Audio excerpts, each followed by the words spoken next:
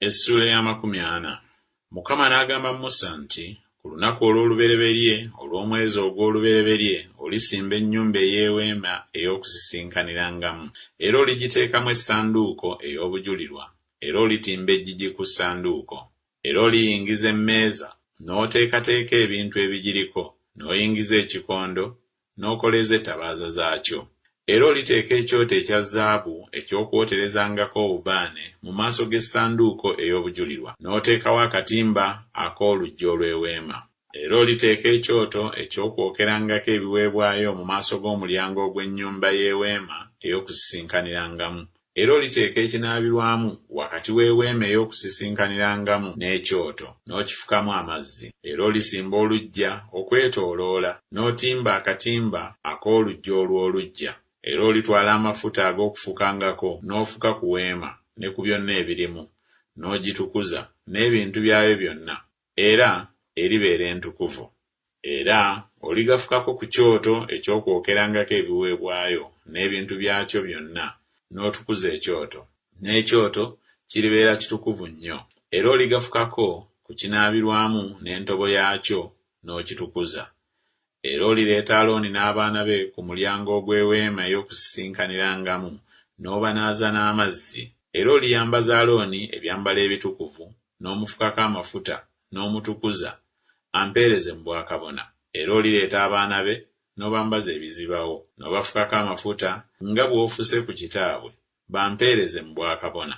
Era bwe balifukibwako amafuta, kiribabeerera obwakabona obutalibavaako mu mirembe gyabwe gyonna. Musa n'akola bw'atyo nga byonna Mukama bye yamulagira bwe yakola bw'atyo.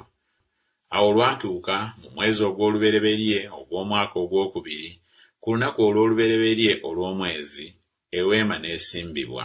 Musa n'asimba eweema, n'ateekawo ebinnya byayo, n'ayimiriza embaawo zaayo, n'ayingiza emiti gyayo, n'awangiza empagi zaayo. N'atimba eweema ku nnyumba, n'agiteekako kungulu eky'okubikka ku weema nga Mukama bwe yalagira Musa.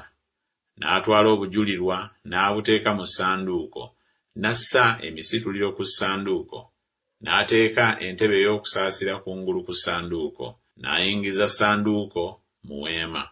N'atimba eggigi eryawulamu, n'akisa essanduuko ey'obujulirwa nga Mukama bwe yalagira Musa. N'ateeka emmeeza mu weema ey'okusisinkaniramu ku luuyi olw'eweema olw'obukiika obwa kkono ebweru w'eggigi. N'agiteekateekako emigaati mu maaso ga Mukama nga Mukama bwe yalagira Musa. N'ateeka ekikondo mu weema ey'okusisinkaniramu mu maaso g'emmeeza ku luuyi olw'eweema olw'obukiika obwa ddyo. N'akoleeza ettabaaza mu maaso ga Mukama nga Mukama bwe yalagira Musa. N'ateeka ekyoto ekya zaabu mu weema ey'okusisinkaniramu mu maaso g'eggigi. N'akyoterezaako obubaane obw'ebyakaloosa ebiwoomerevu nga Mukama bwe yalagira Musa. N'ateekawo akatimba ak'oluggi olw'eweema. N'ateeka ekyoto eky'okwokerangako ebiweebwayo ku mulyango gw'ennyumba ey'eweema ey'okusisinkaniramu, n'akiwaako ekiweebwayo ekyokebwa n'ekiweebwayo eky'obutta nga Mukama bwe yalagira Musa. N'ateeka ekinaabirwamu wakati w'eweema ey'okusisinkaniramu n'ekyoto, n'akifukamu amazzi okunaabiramu. Musa ne Alooni n'abaana be ne bakinaabirangamu engalo zaabwe n'ebigere byabwe bwe baayingiranga mu weema ey'okusisinkaniramu, era bwe baasembereranga ekyoto baanaabanga nga Mukama bwe yalagira Musa. N'asimba oluggi okwetooloola eweema n'ekyoto, n'atimba akatimba ak'oluggi olw'oluggya.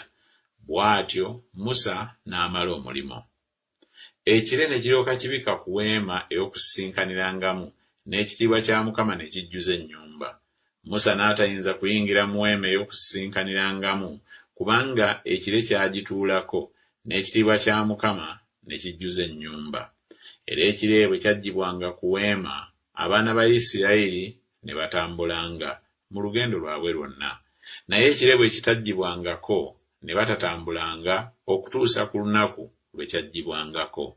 Kubanga ekire kya Mukama kyabeeranga ku weema emisana, n'ekiro ne mubangamu omuliro mu maaso g'ennyumba ya Isirayiri yonna mu lugendo lwabwe lwonna.